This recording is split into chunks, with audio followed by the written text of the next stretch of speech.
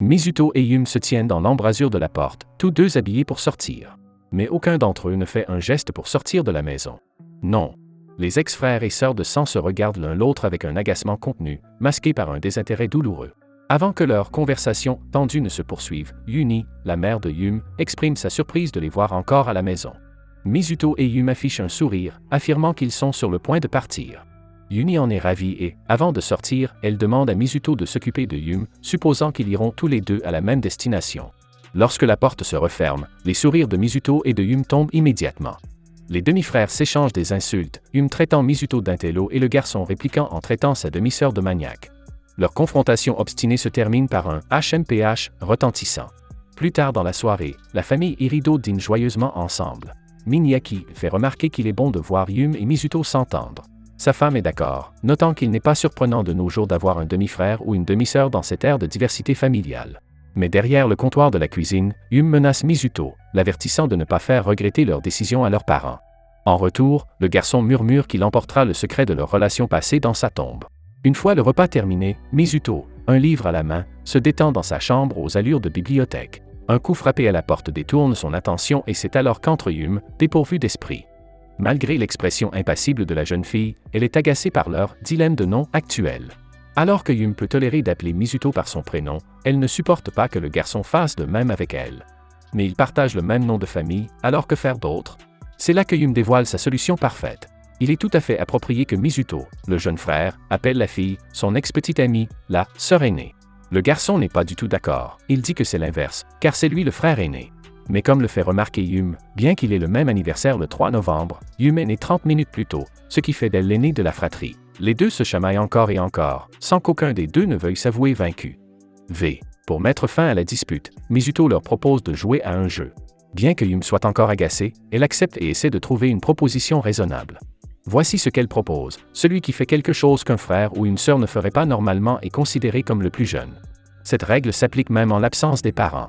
Mizuto accepte cette proposition et Yum déclare le début du jeu. Aux grandes dames de Mizuto, Yum tente immédiatement de faire perdre le garçon en s'attaquant à ses affaires. La panique de Mizuto augmente progressivement à mesure que sa demi-sœur s'approche de l'ouverture de sa boîte de Pandore. Pour l'en empêcher, Mizuto feint l'affection envers Yum, ce qui amène par erreur la jeune fille à l'appeler par son nom de famille. Cet événement est considéré comme une perte, et Mizuto le lui dit. Leurs chamailleries finissent par pousser Yum au bord des larmes, et elle déclare avec frustration que c'est l'une des raisons pour lesquelles elle n'aime pas Mizuto. Le lendemain matin, lors de leur premier jour au lycée privé de Rakuro, les deux demi-frères et sœurs posent ensemble tandis que leurs parents les prennent en photo. Même si l'ex-couple veut agir comme des étrangers dans ce nouvel environnement, c'est sans doute difficile lorsqu'ils sont coincés dans la même classe et même assis l'un à côté de l'autre.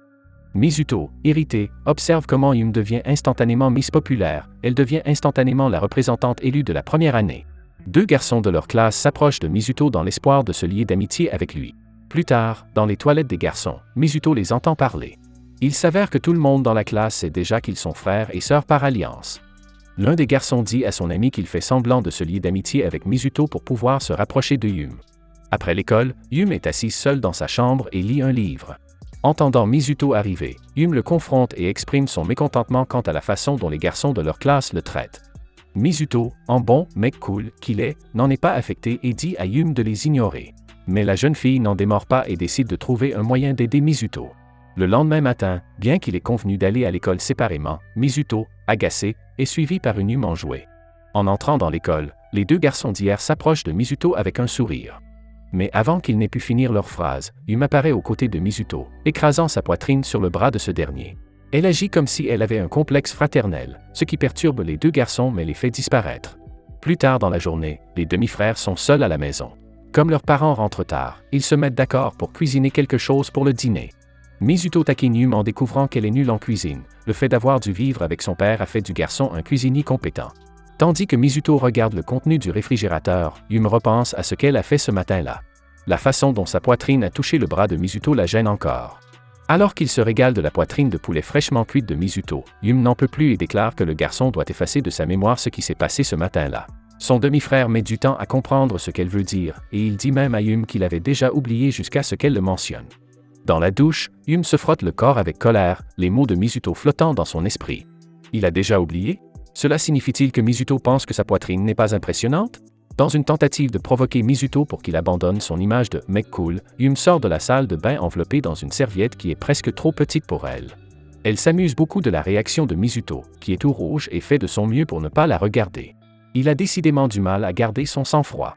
Mais les actions de Yum se retournent contre elle, et sa serviette s'effiloche peu à peu.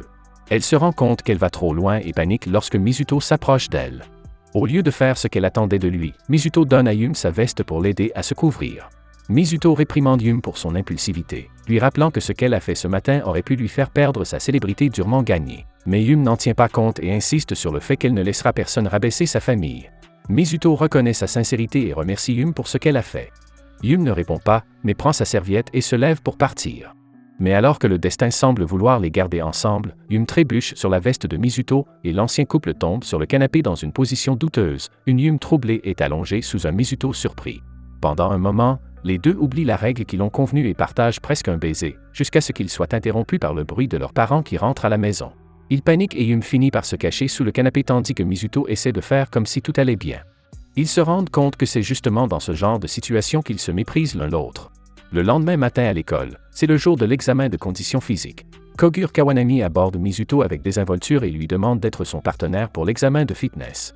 Sentant ses intentions secrètes, Mizuto déclare sans embâche qu'il ne permettra jamais à un dragueur comme Kawanami de s'approcher de Yum. Cette déclaration audacieuse fait rougir Yum, et Kawanami semble découvrir quelque chose d'intéressant. L'élève aux cheveux bruns ne dit pas à Mizuto de quoi il s'agit, mais il insiste sur le fait que ses objectifs sont purs et qu'il veut sincèrement être l'ami de Mizuto. Kawanami taquine alors les demi-frères en faisant se retourner Mizuto et en lui faisant apercevoir une Yum rougissante. Alors que l'examen de conditions physiques commence, Yum prend ses mesures dans la salle médicale. Au cours de cette procédure préliminaire, Akatsuki Minami, fasciné, regarde fixement la poitrine généreuse de Yum. Bien qu'étrange, Yum demande poliment à la jeune fille ce qui ne va pas. Minami s'excuse pour son comportement et explique qu'elle est fascinée par le fait que Yum soit si mince et qu'elle possède pourtant une poitrine considérable. Pendant ce temps, la petite fille attend toujours sa propre période de croissance. Les yeux de Yum brillent de perspicacité et elle répond que la puberté ne l'a frappée que l'année dernière.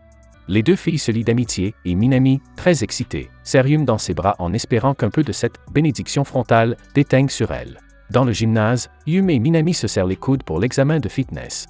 Yum est surprise de voir à quel point Minami est active, bien que la plus petite ait exprimé son mécontentement quant à la nécessité d'organiser des examens de fitness dans une école aussi prestigieuse. Ne voulant pas être en reste, Yum s'efforce de réussir les exercices.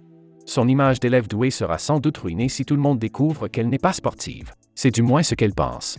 Mizuto, quant à lui, est toujours aussi démotivé, ce qui exaspère Yum. Tout d'abord, le saut horizontal. Viennent ensuite les exercices de force de préhension, les redressements assis, la flexion avant, le saut en longueur debout, les lancers de balles molles et, enfin, la course de 50 mètres. C'est beaucoup pour un examen de conditions physiques. Et je pense que Yum sera d'accord avec moi, car la jeune fille est en train de souffler à ce stade. Pendant ce temps, Minami ne semble pas perturbée et parvient même à terminer avant Yum. À force de se surpasser pour maintenir sa réputation, Yum s'est épuisé au point de s'évanouir. Heureusement, Mizuto la rattrape à temps. Après avoir remis Yum à Minami, l'homme cool s'en va comme si de rien n'était. Ignorant que Yum rougit, Minami se demande à voix haute pourquoi il est là alors que les garçons ont déjà terminé leurs activités en plein air. À l'infirmerie, Yum se repose sur un lit avec Minami à ses côtés. L'inquiétude sincère de Minami fait avouer à Yum qu'elle ne veut pas que l'on sache qu'elle est mauvaise en sport. Minami exprime sa joie de découvrir cela, car le fait de savoir que même la jolie et intelligente Yum a des faiblesses la rend moins inaccessible. Elle se sent maintenant plus proche de Yum qu'auparavant. Après quelques taquineries, Minami lui demande si elle peut l'appeler Yum au lieu de l'appeler Irido, une étape qui marquera le début de leur véritable amitié. Yum accepte mais peine à appeler Minami par son prénom. La plus petite lui assure qu'elle peut y aller doucement, et Yum continue de l'appeler Minami. Après s'être reposés, Yum et Minami retournent dans leur classe. Elle tombe sur Mizuto qui s'apprête à quitter la salle. Avant que Yum ne puisse dire quoi que ce soit, Mizuto dit en plaisantant qu'elle a des cernes sous les yeux. Minami observe les deux et dit à Yum, qui rougit, à quel point Mizuto est gentil avec elle. Yum n'a pas l'air de comprendre, et Minami lui répond de manière taquine qu'elle ne comprend pas non plus. Le lendemain, à l'école, Minami est surprise d'apprendre que Yum est malade à la maison, avec une fièvre de 38 degrés Celsius.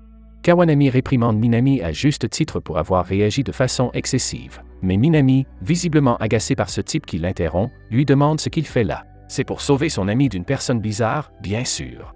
Minami exprime alors sa méfiance et son dégoût, disant que Kawanami veut juste utiliser Mizuto comme un tremplin pour se rapprocher de Yum.